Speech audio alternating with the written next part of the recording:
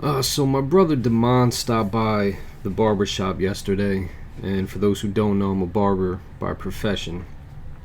He had seen my recent videos, and he got to wondering, you know, why I would disagree with Corey Minor from Smart Christian's Life on certain things. And he's like, as a Protestant, you really shouldn't have a problem with these things.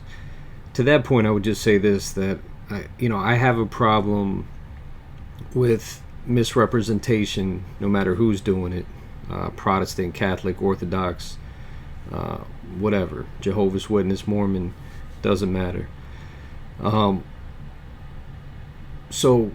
with that, my first video I put out, Mary, Instrumental in Salvation, um, what I was responding to was a video that Sam Shamoon had posted. And Sam was talking about Mary being instrumental in salvation. I don't think that should be controversial for any Christian, right?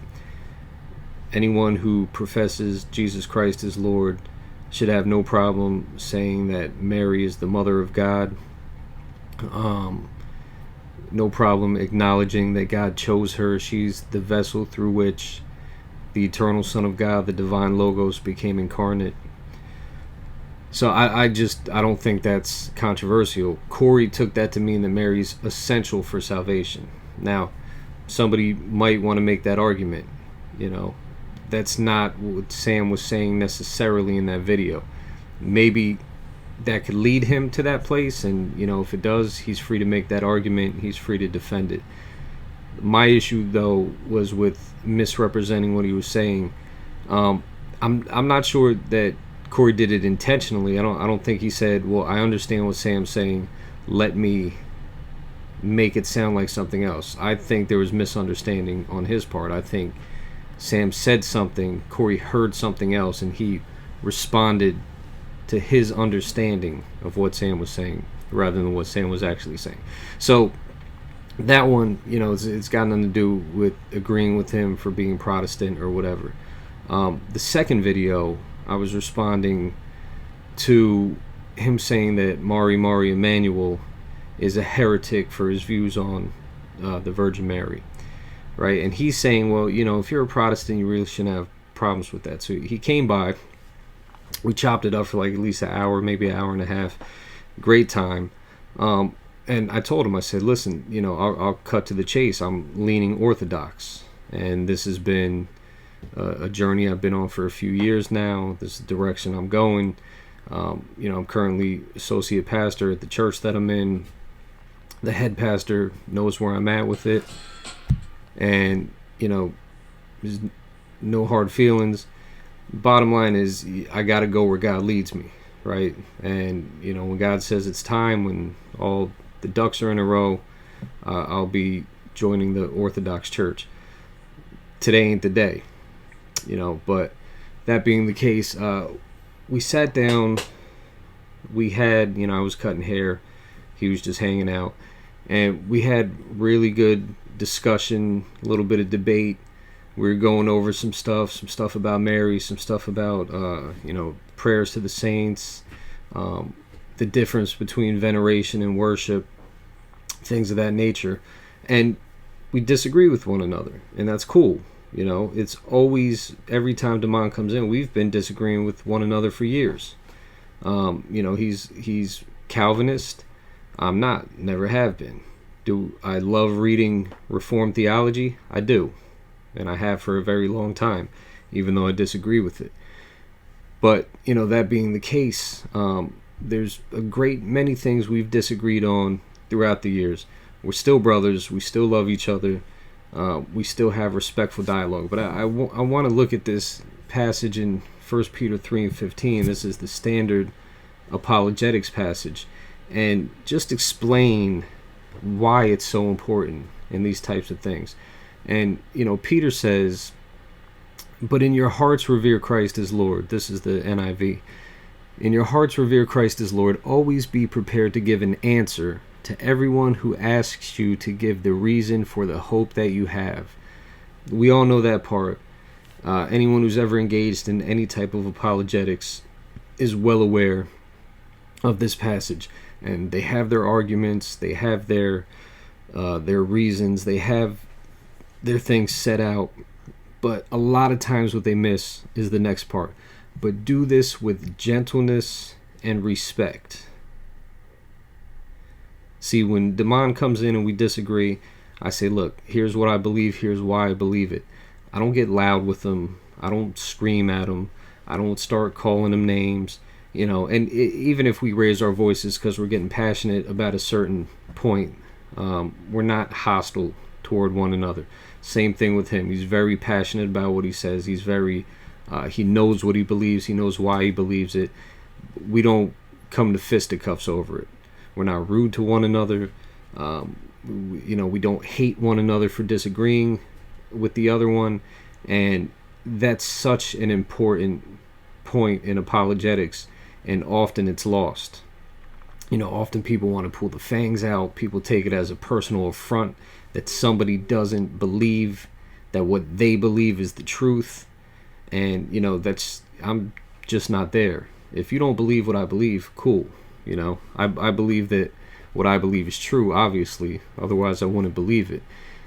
But all I can do is present my case, hope and pray that the Spirit of God will move in your heart.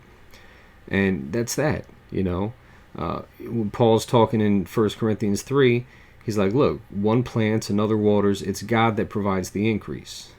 That's the thing. All I can do, I could plant seed.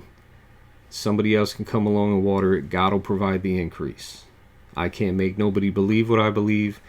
I can make my case, and what you do with it from there, that's on you. And because I have that understanding, I can't get mad when you disagree with me. Now certain things you get upset if somebody's misrepresenting you constantly. It gets annoying and it gets frustrating, but still, you present your case with gentleness and respect. Everyone we talk to is an image bearer, right? Everyone is created in the image of God. And with that said, Jesus gathers the nations for judgment, and he tells them, you on my left, depart into outer darkness where there's weeping and gnashing of teeth. You on my right, come into my Father's kingdom. And the basis of the judgment is how we treat others. And he's talking about, when I was hungry, you fed me. When I was thirsty, you gave me drink. When I was naked, you clothed me. When I was in prison, you visited me. When I was sick, you cared for me. And they're saying, when did I do this? And he says, when you did it to the least of these, my brethren, you did it unto me. The point is, everyone is created in the image of God. Everyone bears the image. So when we treat people a certain way, that's how we're treating Jesus. Understand that. That's how we're treating Jesus. So we want to treat people the way that we would treat Jesus, with gentleness and respect. That doesn't mean we can't bring rebuke. That doesn't mean we can't bring correction.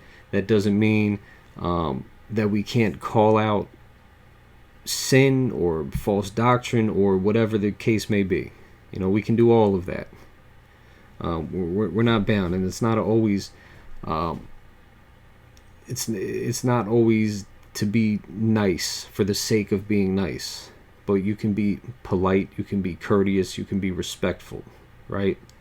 You can be gentle. You don't have to be forceful. You don't have to put somebody in a headlock.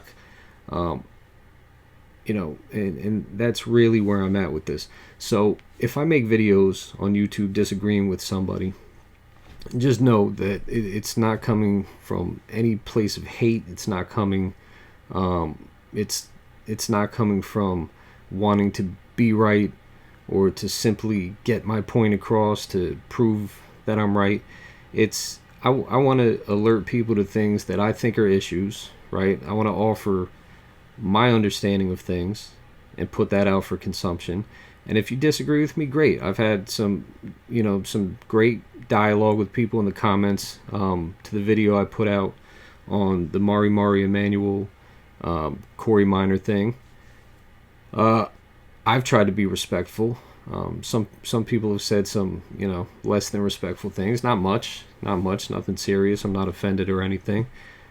Same thing, throughout the years back in my blogging days, I always tried to be courteous even in disagreement. I tried to be gentle and respectful, be reverent to people. So, with that said, I just want to say this. I want to say I appreciate those who could come to me with disagreements. I thank God for my brother Damon. I thank God that he was able to come in and we were able to really chop it up and go to the scriptures and talk about some history and things of that. We didn't come out of the situation seeing eye to eye, and that's cool. That's just more to talk about the next time. But with that said, I just want to stress to people, if you're going to be engaged in any type of apologetics, remember the last part of this verse. Yes, be prepared to give an answer for the hope that you have, right? But do it with gentleness and respect. This is how we revere Christ as Lord in our hearts. This is how we set him apart as Lord in our hearts, right? We want to exhibit the fruit of the Spirit in all that we do. So with that, I appreciate you watching. God bless you. Catch you in the next one.